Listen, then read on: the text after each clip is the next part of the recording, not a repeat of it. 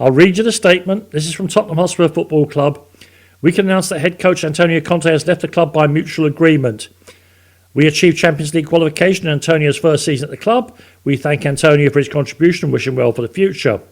Christian Stellini will take the team as acting head coach for the remainder of the season, along with Ryan Mason as assistant head coach. Daniel Levy, chairman, is quoted as saying, "We have 10 Premier League games remaining. We have a fight on our hands for a Champions League place. We all need to pull together. Everyone has to step up to ensure the highest possible finish for our club and its amazing loyal supporters." He's gone. Conte is gone. Look, it's Sunday night. We don't normally take calls, but I think this is an occasion where I will happily take calls from Spurs fans. Yeah. My own reaction is one of relief.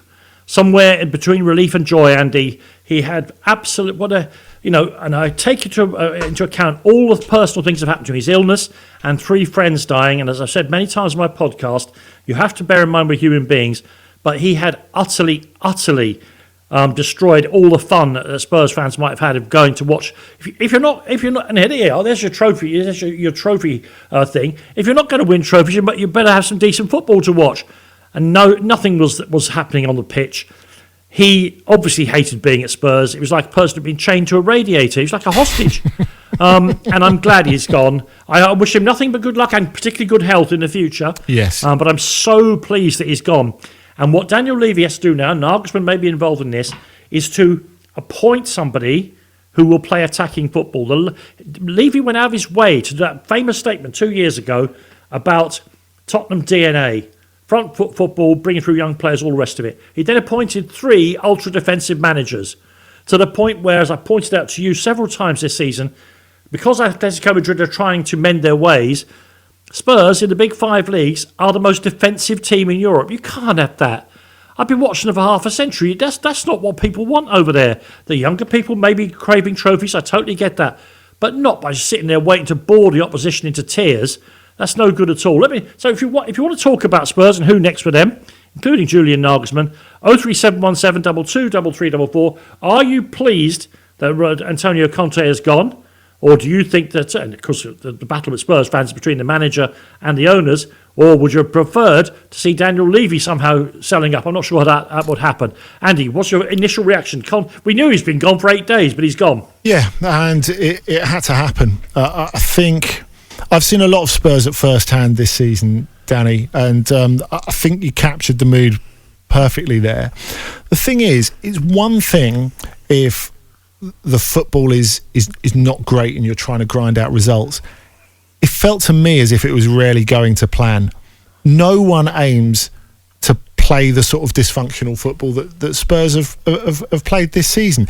Really, I think it goes back to the worst of Manchester United under Ole Gunnar Solskjaer, where there is no plan, no identity, and basically the excellent individual players you have win you the games. So whether that's Harry Kane, whether that's Højbjerg when he was having his incredible autumn, it hasn't been Heung-min Son, unfortunately, for a lot of this season. What would we have done this season with Kane's 17 goals? Scored, of course, under the radar because Haaland has got so many. Yes. I'm going to take some calls on this. 03717 22 3344. This is Trans Europe Express. Spurs are a big European club, whether you like it or not. And Antonio Conte, one of the most famous managers and certainly one of the most highly paid managers in the world, has now been relieved of his duties. So interestingly, that Stellini is staying behind. So some of his staff are staying. John is first. The number is 03717 22 3344. 03717 22 3344. John's up first. Hi, John. Hi, chaps. Thank you for joining us, John. What do you want to say? I'm really happy that he's gone.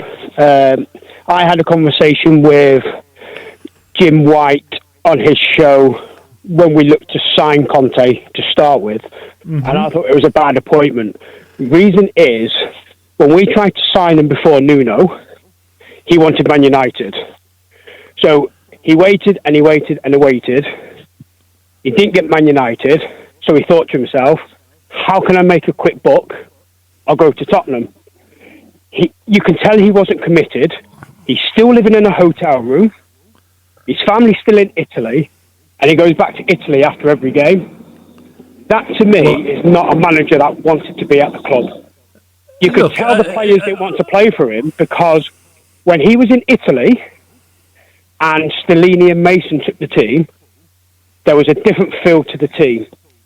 Why was that? Because the players did not want to play first for of him. all, I mean, I hear you. The lack of the I've been saying for months that the failure to sign a new contract was going to unravel the club, and so it's proving. Although, of course, we should remember, Andy, that there was a moment before Southampton's made-up penalty last weekend where Spurs were third in the Premier League. It's a mad season where they appear to be playing terribly, but they're still, very much jostling for the place in the Champions League. John, I don't know about whether he was doing it just for the money, but clearly his commitment, he didn't like it. He didn't like the job. You could tell for one reason or another. And for me, Andy and John, the first thing that Daniel Levy has to do for Spurs, but whoever all these managers are floating around, they have to want to work for Spurs. They have to have some regard for the club. Yeah, I think there was a lot of that. And you speak to a lot of Tottenham fans and they say that Conte just felt that he was too good for the club. Yeah, sure. And I think we all feel that. I have to say, I agree with John in that I think it was a poor fit from the very beginning. Not because I doubt Conte's commitment, but I don't doubt his standards. And I just wonder, was Spurs ever going to be able to give him what he wanted? Chelsea could for a little while, but I think you look at where Spurs are. You look at, say, the pattern of where he succeeded, albeit again over very short term at Inter, because he could go in there and he could say, get me Lukaku, spend me 75 million on Lukaku, get all these experienced players who aren't necessarily going to go the distance with the club, so be it Darmian, Ashley Young, any of those players. But the fact that, or Arturo Vidal, who turned out to be a really quite bad signing, all players with no sort of resale value who are going to cost the club a lot in the short term. To do the equivalent of that in the Premier League is prohibitively expensive unless you are Manchester City. And I think that is a huge break on Conte trying to get done what he wants to get done at Spurs. John, do you have a feeling about who you would like to be the next Spurs manager? Well, I wanted Nagelsmann before. I'd like him just because he's got a good reputation. He plays the football that Spurs want. I just think our position in the table flatters Conte. I just think we are where we are because we've got a poor Liverpool side, a poor Chelsea side, and I think if Liverpool were firing, Chelsea were firing, we wouldn't even be in the top 6, maybe top 7. So I think our position is sort of flattering Conte a bit. And with Conte saying and people saying Levy needs to back managers, we spent the second highest amount on transfers this season on players that Conte wanted, but then Conte comes out and slags the board for not backing him. John, we'll talk a little later with some of the other callers as well about the way he's treated some of the players he has been allowed to bring or brought into the club, he says, as club signings. I think some of the way, particularly Jed Spence and Yves Bissouma have been dealt with, it's been despicable. And I wonder whether the senior players also think, hang on, these young lads are good footballers. They're not even they're being literally publicly derided by the manager.